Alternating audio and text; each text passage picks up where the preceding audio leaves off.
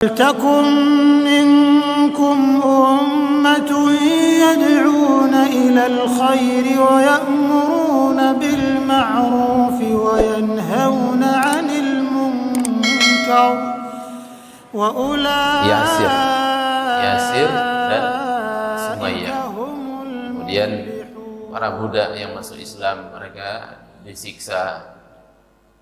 Bahkan bukan hanya itu, ya, sahabat-sahabat yang mereka adalah orang Mekah sendiri, bahkan mereka orang terpandang di Mekah, ya, itu mendapatkan siksaan yang luar biasa.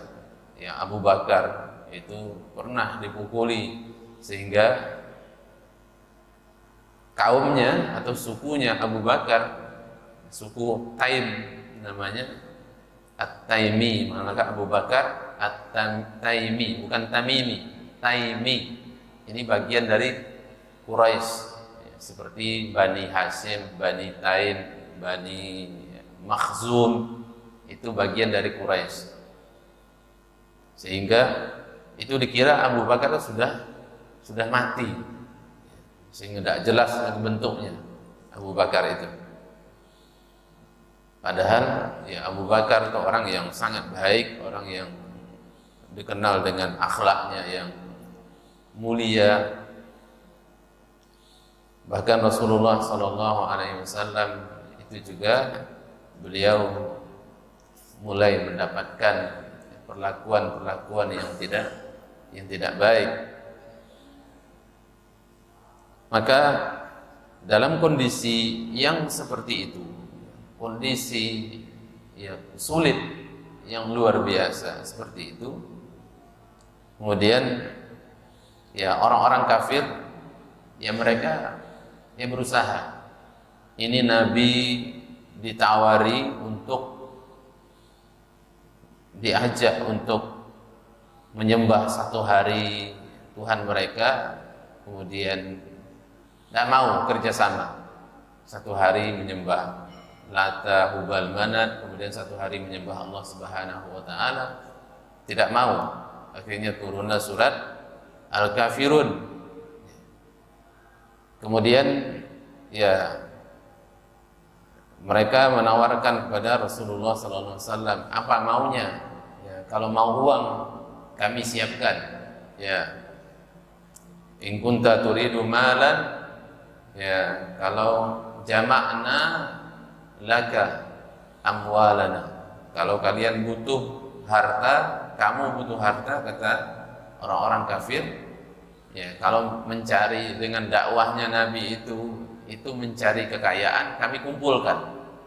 Kata mereka, kekayaan kami dan kami berikan kepada kamu. Kalau kamu ingin jadi raja, kami jadikan kamu raja. Kami angkat kamu sebagai rajanya Mekah. Ya, kalau kamu ingin menikah dengan perempuan, maka kami cari. Kalau tidak ada di Quraisy ini perempuan yang tercantik, kami cari di Arab ini perempuan yang paling cantik, kami nikahkan dengan engkau. Kalau engkau punya penyakit, kami obati kemana? Gitu, sampai gitu. Kata Rasulullah, bukan itu yang saya inginkan, tapi adalah qulu la ilaha illallah tuflihun. Ucapkan la ilaha illallah, kalian akan menang, kalian akan beruntung. Tapi konsekuensinya la ilaha illallah itu yang berat. Ketika mereka mungkin la ilaha illallah, itu berarti mereka harus meninggalkan sembahan-sembahan, Lata, Hubal, Manat, ya, perbuatan-perbuatan syirik itu harus ditinggalkan semuanya. Makanya tidak mudah bagi mereka mengucapkan la ilaha illallah. Tidak lancar. Kalau kita kan lancar sekali, la ilaha illallah, lancar sekali, karena tidak tahu konsekuensinya. Ya. Tapi mereka untuk mengucapkan la ilaha illallah itu berat sekali. Apa kurangnya Abu Jahal? Abu Jahal itu jangan dikira orang. Kenapa digerai Abu Jahal? Karena tidak menerima Islam, tapi cerdas, luar biasa. Ya. Mereka itu orang ahli ekonomi, mereka itu pedagang besar. Mereka itu bukan pedagang kaki lima, pindah ke pasar ini dalam Sukodono, atau pindah dari Surabaya ke Jakarta. Enggak, mereka pedagang antar negara. Mereka importir, eksportir. Mereka sampai berdagang ke Habasah, ke Afrika Utara. Mereka sampai ke Sam, Romawi. Mereka sampai ke Yaman, Persia. Mereka ahli dagang, mereka bisnismen internasional.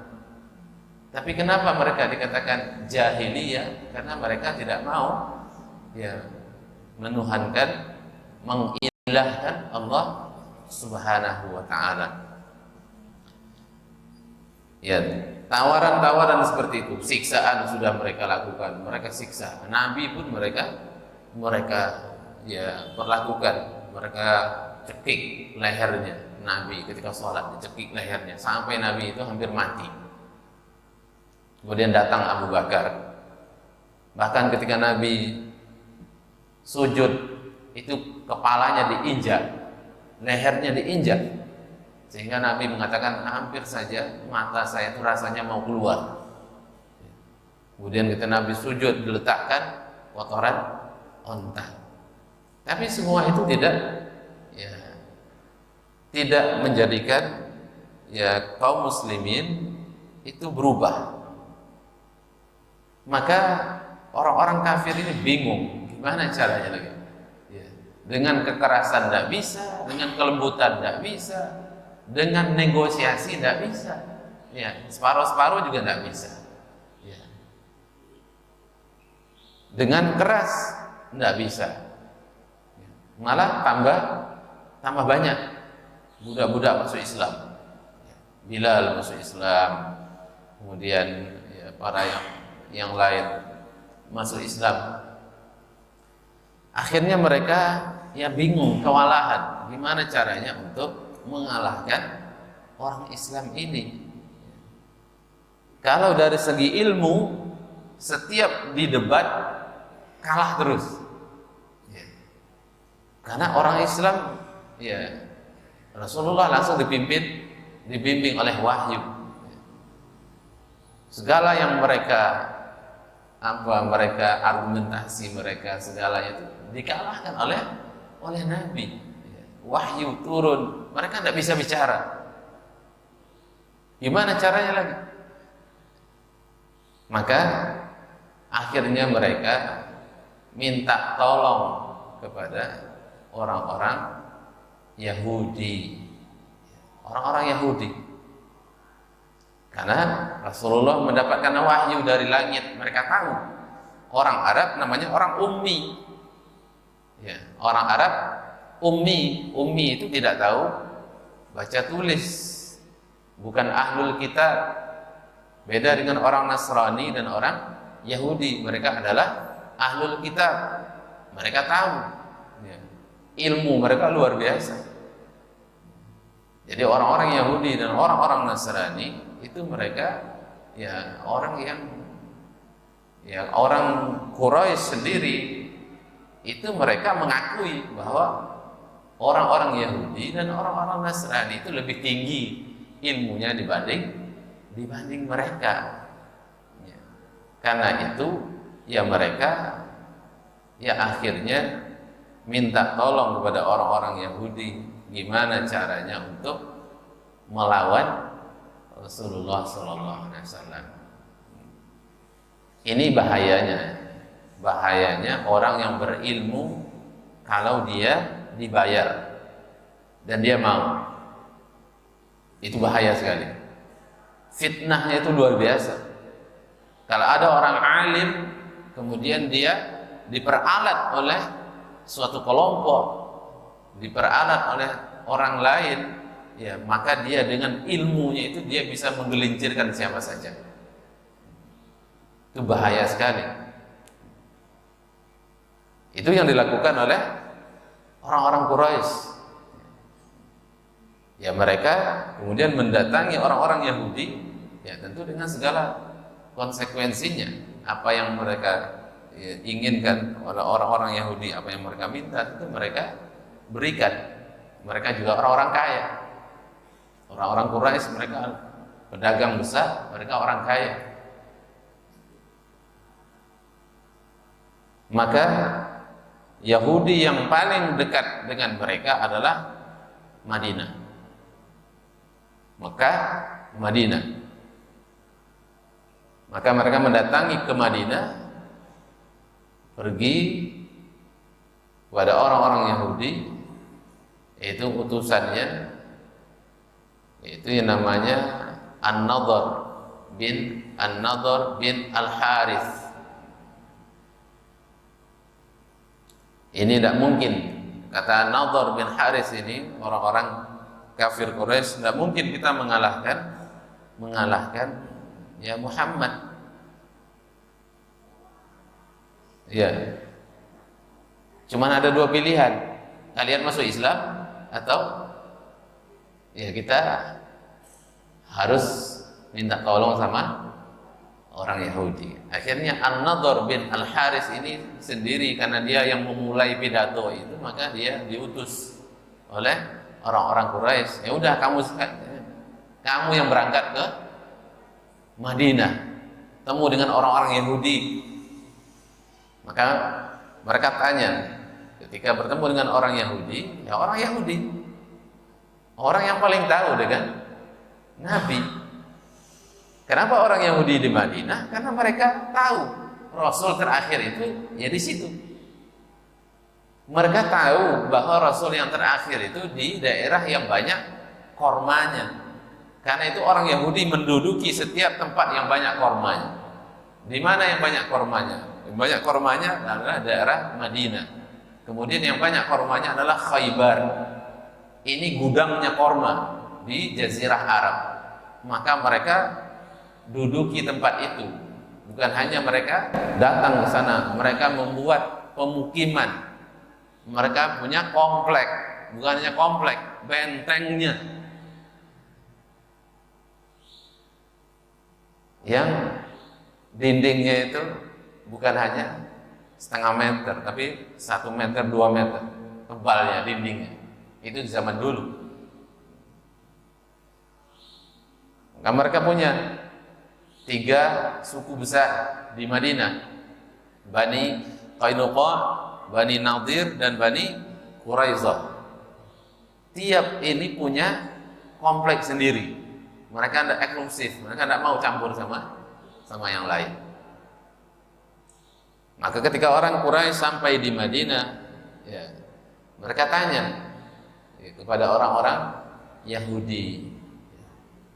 Maka orang Yahudi mulai memberikan, ya ini orang Yahudi kan ahlul kitab, orang punya ilmu, ya, mulai memberikan solusi-solusi kepada mereka.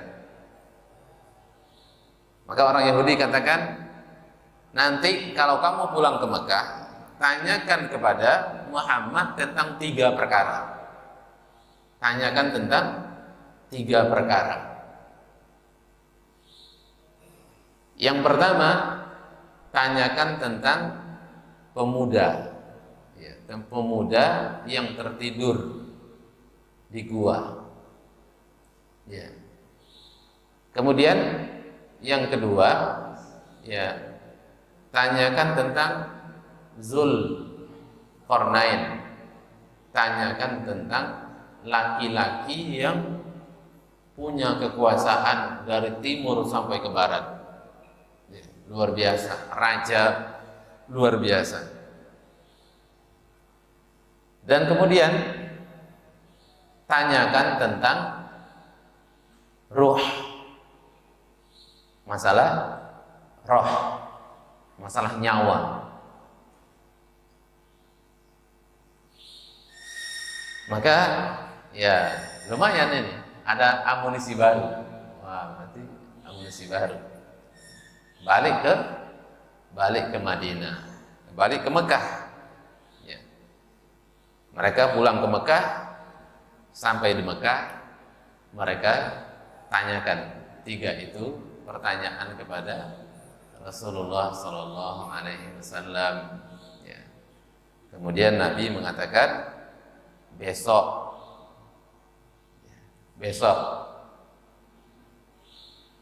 Ternyata besok tidak turun wahyu.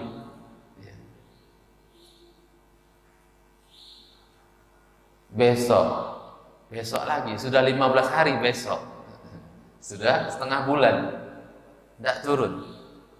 Maka Nabi mulai, ya, beliau gelisah, sedih, gimana? Tidak ada jawaban. Ya, maka turunlah Allah Subhanahu wa taala, turun surat Al-Kahfi. Allah turunkan surat Al-Kahfi sebagai jawaban bagi mereka. Dan Allah buka surat Al-Kahfi ini dengan Alhamdulillahillazi anzala ala 'abdihil kitaba wa lam yaj'al lahu iwaja. Surat yang dibuka dengan Alhamdulillah itu ada 5 surat. Yang pertama itu surat Al-An'am, surat Al-Fatihah yang pertama kali. Surat Al-Fatihah yang pertama kali yang dibuka dengan Alhamdulillahirabbil alamin.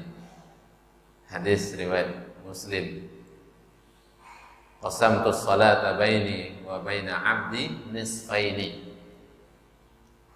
Wa idza qala alhamdulillahirabbil alamin, maka Allah menjawab hamadani 'abdi. Wa idza qala arrahmanir rahim, maka Allah menjawab athna alayya 'abdi. Wa idza qala maliki yaumiddin, Allah menjawab majjadani 'abdi. Dan sampai kemudian itu, makanya Al-Fatihah, salat di situ maksudnya adalah Al-Fatihah. Hadis itu mengatakan qasamtus salata baini wa baina 'abdi nisfaini. Allah mengatakan saya membagi salat itu menjadi 2. Ya, setengah untuk hambaku dan setengah untukku dan setengah untuk hambaku. Kemudian Allah mengatakan wa idza qala al-'abdu, ketika hamba itu mengucapkan alhamdulillahirabbil alamin, maka Allah menjawab hamadani 'abdi, hambaku telah memujiku. Wa idza qala ar-rahmanir rahim, maka Allah menjawab athna alayya 'abdi, hambaku telah mengagungkanku. Wa idza qala ma ar-rahmanir rahim maliki yaumiddin, maka Allah jawab majjadani 'abdi, hambaku telah memuliakanku. Kemudian kalau kita mengucapkan iyyaka na'budu, itu adalah untuk Allah Subhanahu wa taala, setengahnya untuk Allah, wa iyyaka nasta'in untuk kita, dan setelahnya untuk kita semua. Ihdinas siratal mustaqim sampai terakhir untuk kita, permintaan kita. Yang kedua, surat yang dibuka dengan alhamdulillah adalah surat Al-An'am. Dan yang ketiga adalah surat Al-Kahfi ini. Yang keempat surat Saba, yang kelima surat Fatir. Surat yang dibuka dengan alhamdulillah. Ini sebagai bentuk berita gembira kepada Rasulullah sallallahu alaihi wasallam bahwa Allah Subhanahu wa taala yang telah menurunkan kepada beliau alhamdulillahillazi anzala ala 'abdihil kitaba, segala puji bagi Allah Subhanahu wa taala yang telah menurunkan kitab kepada hambanya, abdihi. Ya. Maka maqam Rasul itu abdun. Maka Nabi memilih menjadi malikun rasulan atau abdun rasul. Ketika Nabi diberikan pilihan oleh Jibril, milih mana ya Muhammad, menjadi malik raja rasul atau abdun rasul? Nabi pilih abdun rasul. Kalau Nabi Sulaiman malik rasul, karena Nabi Sulaiman kerajaan yang paling luas. Tapi Rasulullah beliau memilih abdun. Maka Allah Subhanahu wa taala juga dalam maqam kemuliaan itu Allah Subhanahu wa taala menyebut Rasulullah sebagai abdun. Alhamdulillahillazi ala abdihi, segala puji bagi Allah Subhanahu wa taala, anzala, yang telah menurunkan ala abdihi, kepada hambanya, alkitab, Al-Qur'anul Karim. Walam yaj'al lahu, dan Allah Subhanahu wa taala tidak menjadikan baginya, bagi kitab ini, Al-Qur'an ini, iwaj. Iwaj itu bengkok, tidak lurus. Iwaja, sesuatu yang tidak benar, yang tidak baik, yang tidak lurus. Tidak ada. Al-Qur'an ini semuanya baik. Al-Qur'an ini semuanya benar. Al-Qur'an ini tidak ada yang salah. Zalikal kitabu la raiba fihi. Tidak ada yang perlu diragukan. Al-Qur'an ini tinggal dipraktekkan dalam hidup. Dan prakteknya sudah ada. Ini bukunya, ini petunjuknya, juklaknya. Nah, ini orang yang melaksanakannya, jelas. Jadi tidak abu-abu. Prakteknya sudah jelas. Ya. Ini tuntunannya, ini orangnya. Silakan ikuti.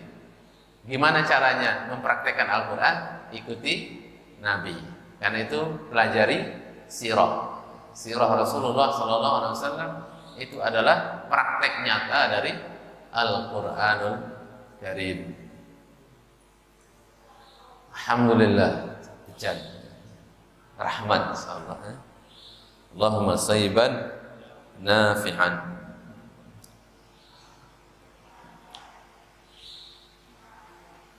Jadi Al-Qur'an ini kitab yang lurus. Allah Subhanahu wa taala tidak menurunkan dalam Al-Qur'an ini sesuatu yang salah. Semuanya adalah kebenaran, kebaikan, tuntunan.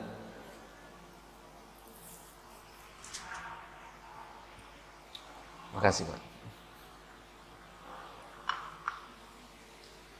Bapak Ibu yang dirahmati Allah Subhanahu wa taala. Jadi pertanyaan 3 tadi itu orang Quraisy tentu sudah sangat lumayan ya. Wah, dapat amunisi baru. Ya. Ternyata pertanyaan 3 itu, pertanyaan seringkas itu dijawab oleh Allah panjang luar biasa. Turun satu surat, bayangkan. Surah Al-Kahfi 110 ayat. Pertanyaan cuma 3 dijawab 110 ayat oleh Allah Subhanahu wa taala. Jadi ya tidak bisa, memang manusia tidak sanggup untuk melawan Allah Subhanahu wa taala. Tidak bisa. Dan di tengah-tengah surat itu juga Allah tegur Rasulullah SAW, ya, jangan kalau melakukan atau berjanji besok ucapkan insyaallah. Wala takunanna li syai'in inni fa'ilun dzalika ghadan. Sesungguhnya besok saya laksanakan itu. Ya. Itu ditegur oleh Allah Subhanahu wa taala. Rasulullah ditegur. Ya. Ketika ditanya jawabannya besok, lupa mengucapkan insyaallah. Ya. Memang siapa kita? Ya. 1 detik lagi kita tidak bisa menjamin hidup kita. Ya. Apalagi 1 jam ke depan. Tidak bisa. Apakah kita masih hidup atau tidak? Maka insya Allah itu bukan ucapan untuk mengingkari janji. Besok datang ya, insya Allah. Wah, tidak datang ini. Insya Allah itu artinya saya benar-benar akan datang dengan izin Allah Subhanahu wa taala. Kalau Allah mengizinkan, saya akan datang.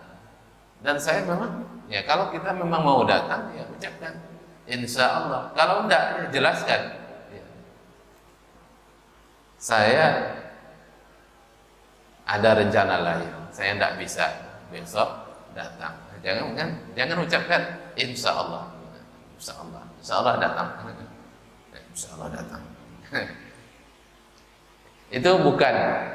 Jadi insya Allah itu benar-benar ya kalimat yang mengaitkan kita dengan Allah Subhanahu wa taala. Jangankan kita, Rasulullah sendiri ditegur oleh Allah Subhanahu wa taala. 15 hari wahyu tidak turun. Itu apa kata dunia, apa kata orang? Nabi itu semasa Allah. Jangan-jangan ya malaikat Allah sudah meninggalkan. Ditegur oleh Allah Subhanahu wa taala.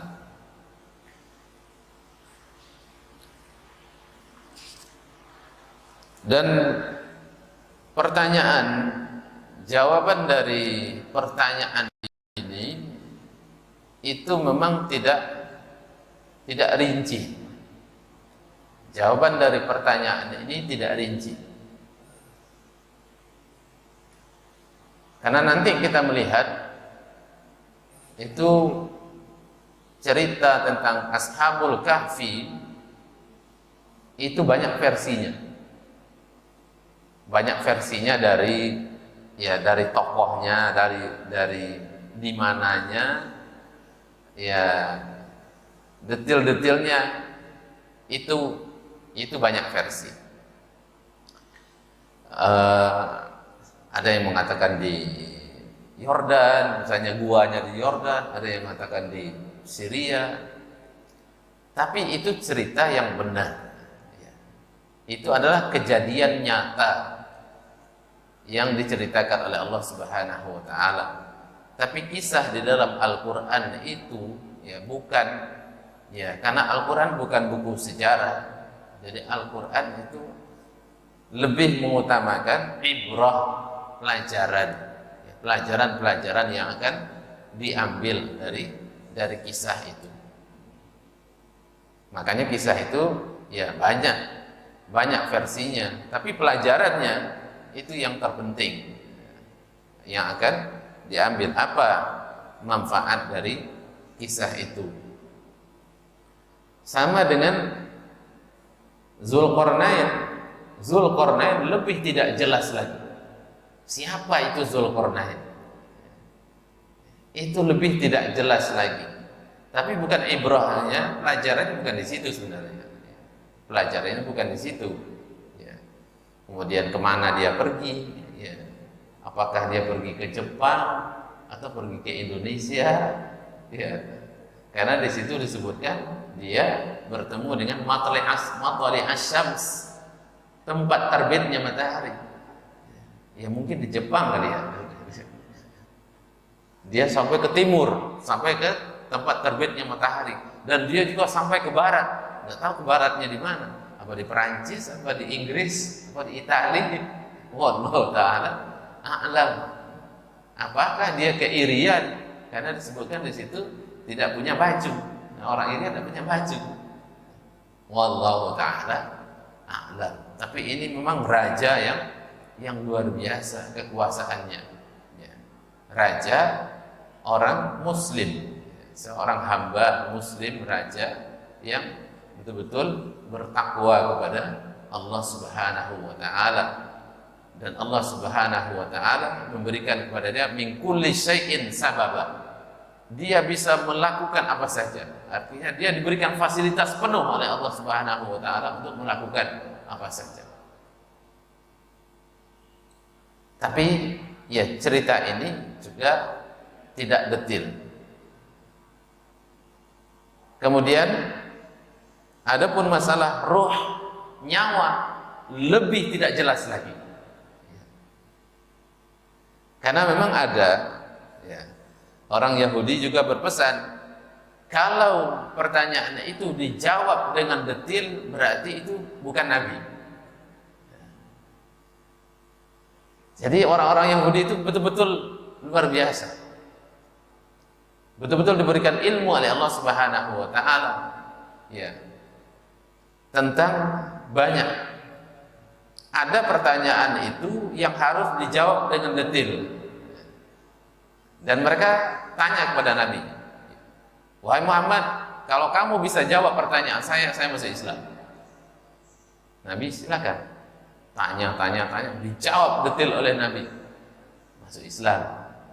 Ada pertanyaan yang dijawab tapi tidak boleh detail. Nah, ini modelnya gini. Apalagi masalah ruh, masalah nyawa. Maka pertanyaan, wa yas'alunaka 'anir ruh. Jawabannya apa? Qulir ruhu min amri rabbi wa ma rabbi. Roh itu urusan Allah Subhanahu wa taala. Terakhir, keutamaan surat Al-Kahfi ini pembukaan. Insyaallah minggu depan kita mulai. Ini mukadimahnya.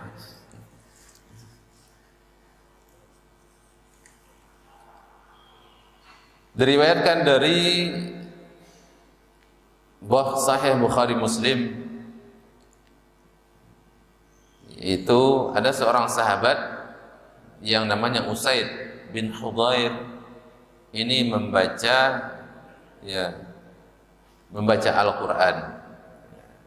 Al-Quran,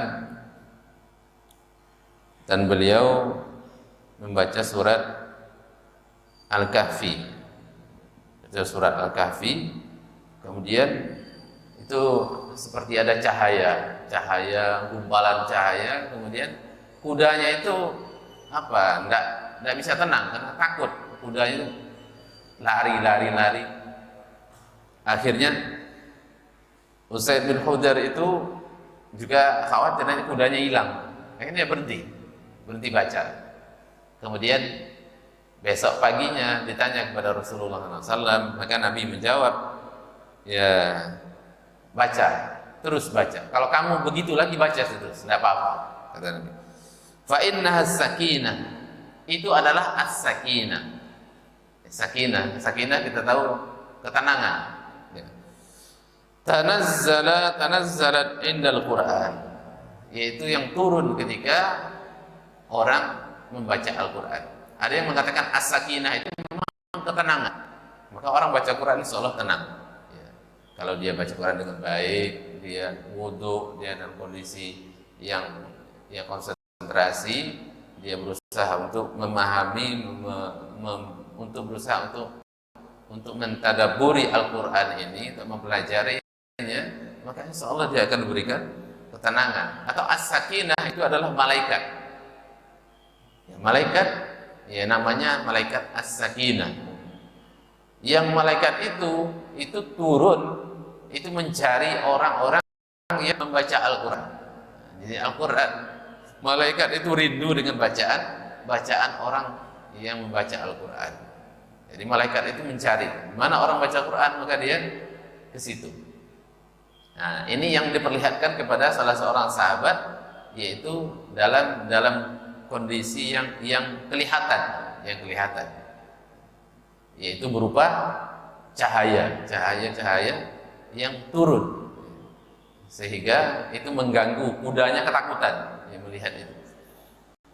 Dia Rasulullah mengatakan itu adalah malaikat yang diutus oleh Allah Subhanahu wa taala, yaitu mereka mencari orang-orang yang membaca Al-Quran, dan juga termasuk orang jin yang muslim, itu mereka juga senang dengan orang yang membaca Al-Quranul Karim. Hadis riwayat Sahih Bukhari Muslim.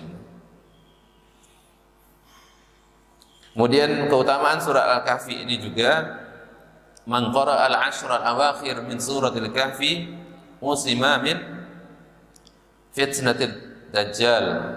Barang siapa yang membaca 10 ayat surat Al-Kahfi yang terakhir, maka dia dipelihara dari dajjal. Hadis riwayat Muslim dan Nasa'i.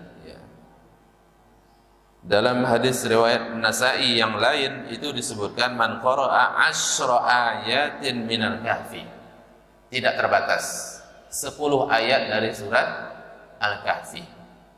Al-Kahfi ini 110 ayat. Terserah mau diambilnya 10 ayat yang mana. Tapi ada yang lain keterangan bahwa 10 ayat yang terakhir atau 10 ayat yang pertama. 10 ayat yang terakhir pertama. Ini aja mulai dulu. Kalau ada 10 ayat terakhir, 10 ayat pertama. Nanti baru 10 yang lain. Biar dapat fadilahnya semuanya. Kalau dari awal sampai akhir, ya masya Allah bisa hafal.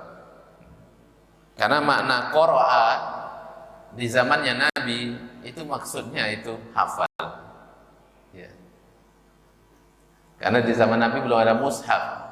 Kalau sahabat membaca Al-Quran itu tidak ada mushaf. Jangan dibayangkan ketika Usaid bin Khudar ini baca surah Al-Kahfi itu tidak ada mushaf itu.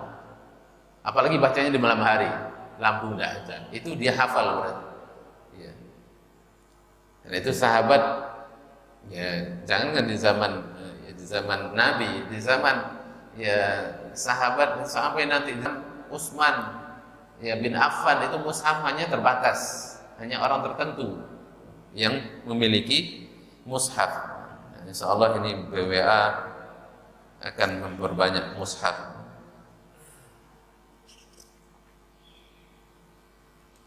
Man qara'a surat Al-Kahfi fi yaumil Jum'ah, barang siapa yang membaca surah Al-Kahfi di hari Jumat, maka Allah Subhanahu wa taala memberikan cahaya dari kakinya sampai ke langit. Ya, yudhi'u lahu yaumal qiyamah. Cahaya itu akan memberikan menerangi dia di hari kiamat. Wa ghufira lahu ma bainal jum'ataini, dan diampuni dosanya di antara dua Jumat. Ya. Tapi hadis ini katanya mauquf. Mauquf itu sampai hanya kepada sahabat. Ya, sampai hanya kepada sahabat.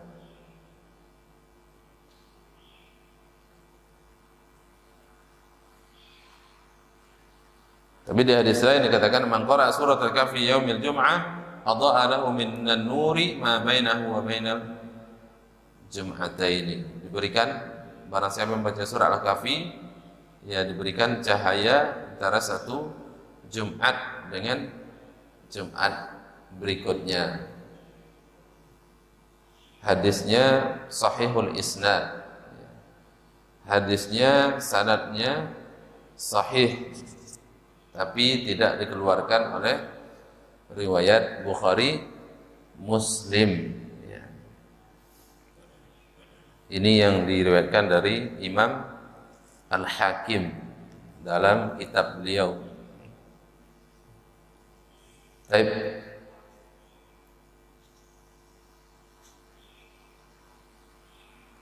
Bapak Ibu yang dirahmati Allah Subhanahu wa taala, monggo kalau ada, tidak usah ada BWA, insyaallah. Insyaallah kita lanjutkan pekan depan. Tidak boleh tanya katanya. Monggo Pak.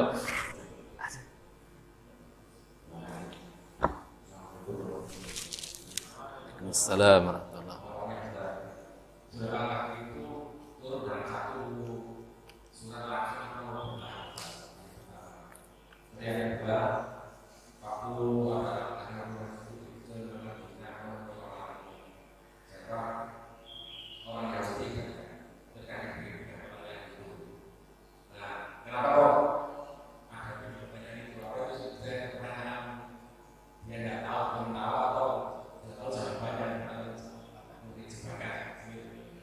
Iya.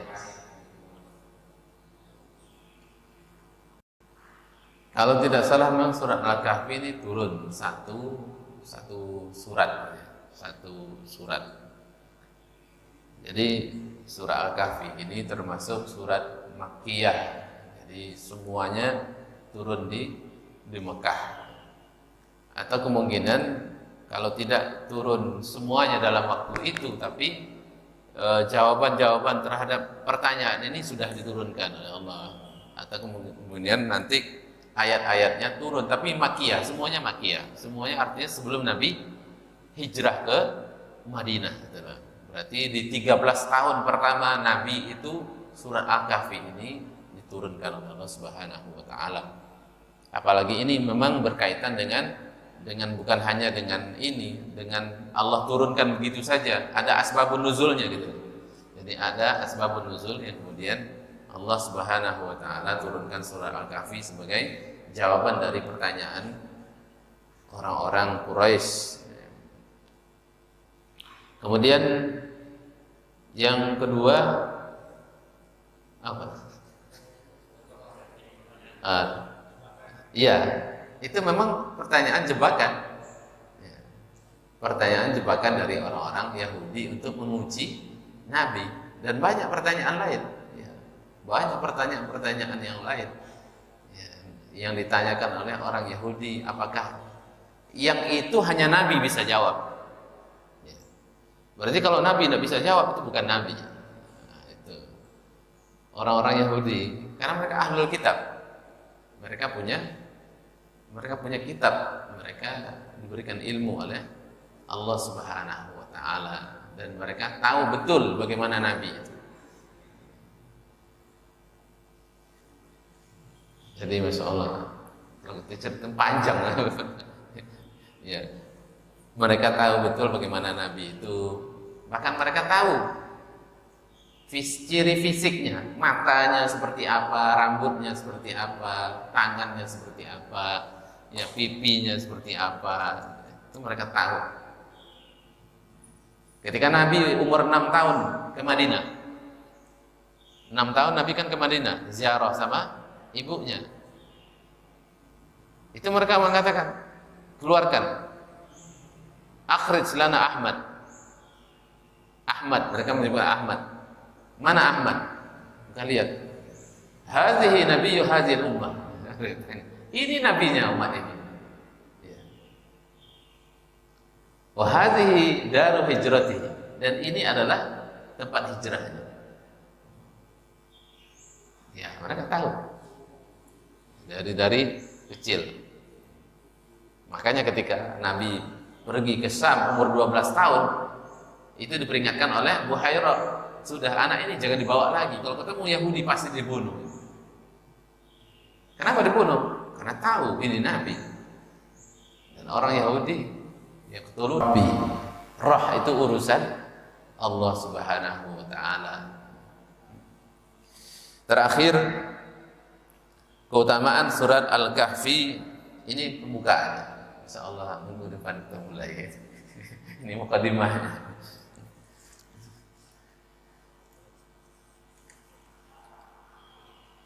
Diriwayatkan dari Sahih Bukhari Muslim, itu ada seorang sahabat yang namanya Usaid bin Hudhair. Ini membaca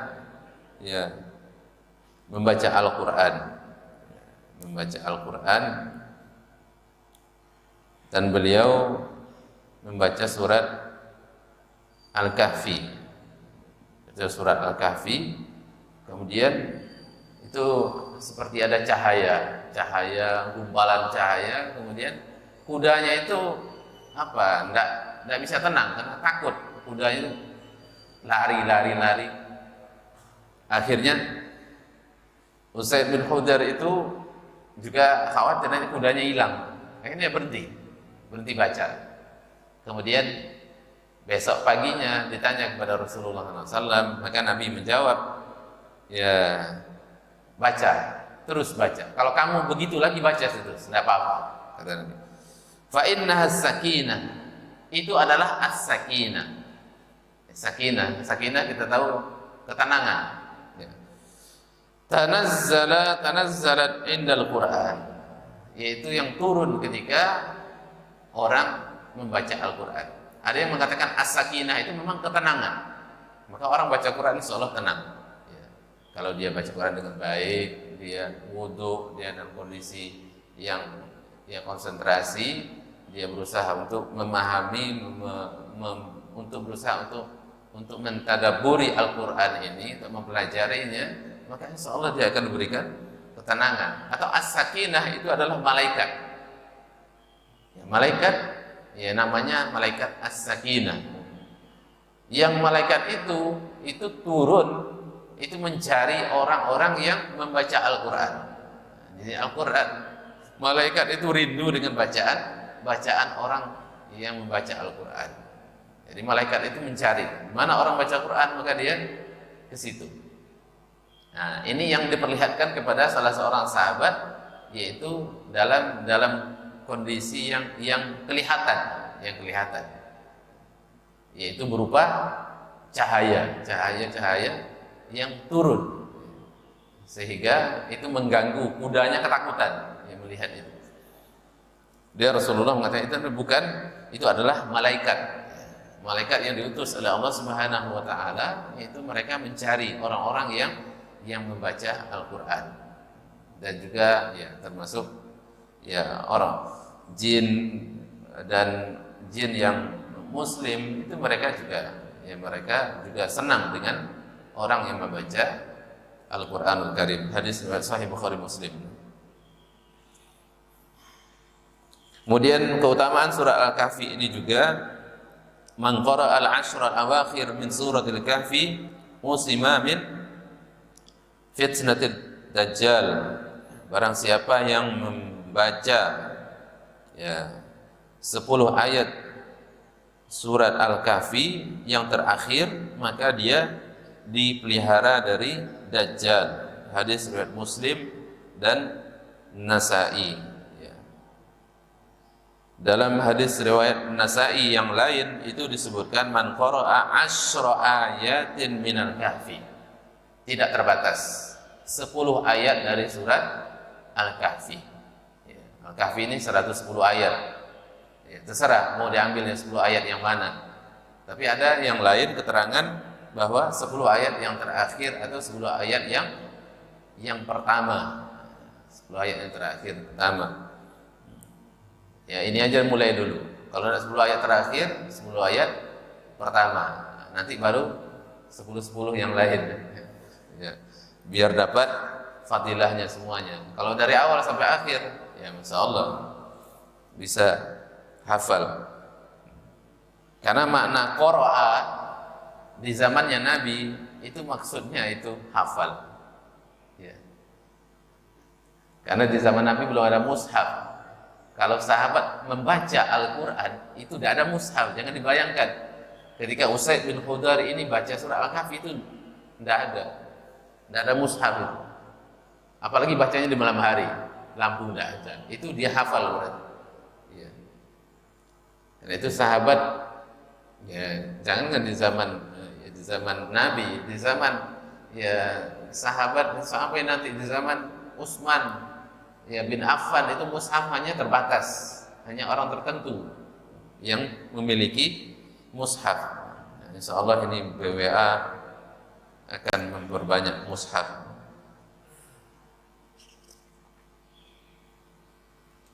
Man qara'a surat Al-Kahfi fi yaumil Jum'ah, barang siapa yang membaca surah Al-Kahfi di hari Jumat, maka Allah Subhanahu wa taala memberikan cahaya dari kakinya sampai ke langit.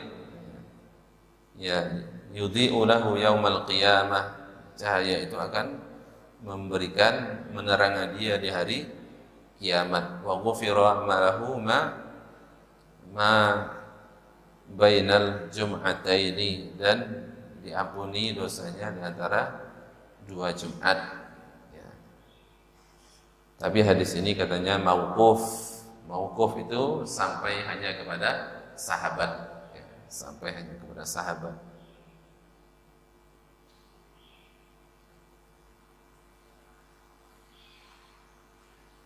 Tapi di hadis lain dikatakan man qara'a surat Al-Kahfi yaumil Jum'ah adha'a lahu minan nuri ma bainahu wa bainal jum'ataini. Diberikan barang siapa membaca surah Al-Kahfi, ya diberikan cahaya antara satu Jumat dengan Jumat berikutnya. Hadisnya sahihul isnad. Hadisnya sanadnya sahih, tapi tidak dikeluarkan oleh riwayat Bukhari Muslim. Ya. Ini yang diriwayatkan dari Imam Al-Hakim dalam kitab beliau. Baik.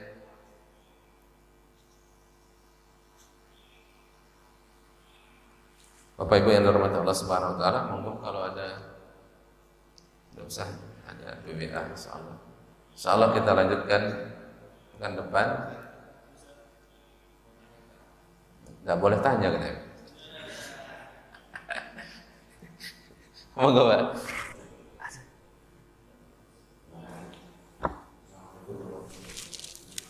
Assalamualaikum warahmatullahi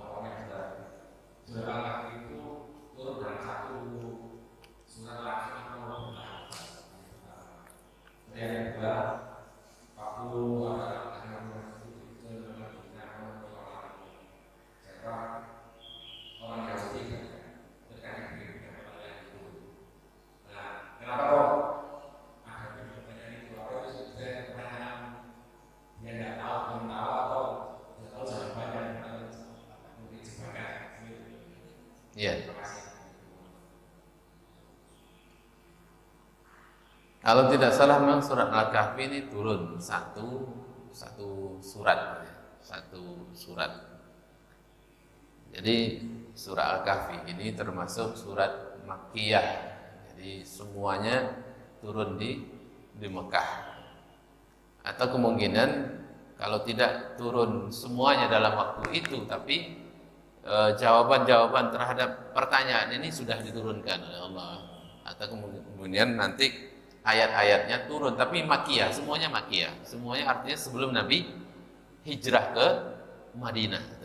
Berarti di 13 tahun pertama Nabi itu surat Al-Kahfi ini diturunkan oleh Allah Subhanahu wa taala. Apalagi ini memang berkaitan dengan bukan hanya dengan ini, dengan Allah turunkan begitu saja, ada asbabun nuzulnya gitu. Jadi ada asbabun nuzul yang kemudian Allah Subhanahu wa taala turunkan surah Al-Kahfi sebagai jawaban dari pertanyaan orang-orang Quraisy. Kemudian yang kedua apa? Iya, itu memang pertanyaan jebakan. Pertanyaan jebakan dari orang-orang Yahudi untuk menguji Nabi, dan banyak pertanyaan lain. Banyak pertanyaan-pertanyaan yang lain yang ditanyakan oleh orang Yahudi, apakah yang itu hanya Nabi bisa jawab? Berarti kalau Nabi tidak bisa jawab, itu bukan Nabi. Nah, itu orang-orang Yahudi, karena mereka ahlul kitab, mereka punya kitab, mereka diberikan ilmu oleh Allah Subhanahu wa taala, dan mereka tahu betul bagaimana Nabi itu. Jadi Masya Allah, kalau kita cerita panjang lah. Ya. Mereka tahu betul bagaimana Nabi itu. Bahkan mereka tahu ciri fisiknya, matanya seperti apa, rambutnya seperti apa, tangannya seperti apa, ya pipinya seperti apa. Itu mereka tahu.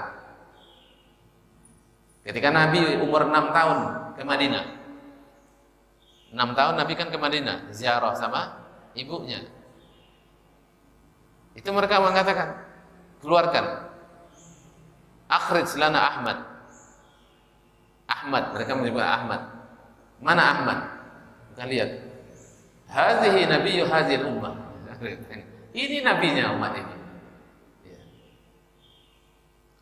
Wa hadhihi daru hijratihi, dan ini adalah tempat hijrahnya. Ya, mereka tahu. Dari kecil. Makanya ketika Nabi pergi ke Syam umur 12 tahun, itu diperingatkan oleh Buhairah, sudah anak ini jangan dibawa lagi, kalau ketemu Yahudi pasti dibunuh. Kenapa dibunuh? Karena tahu ini Nabi. Dan orang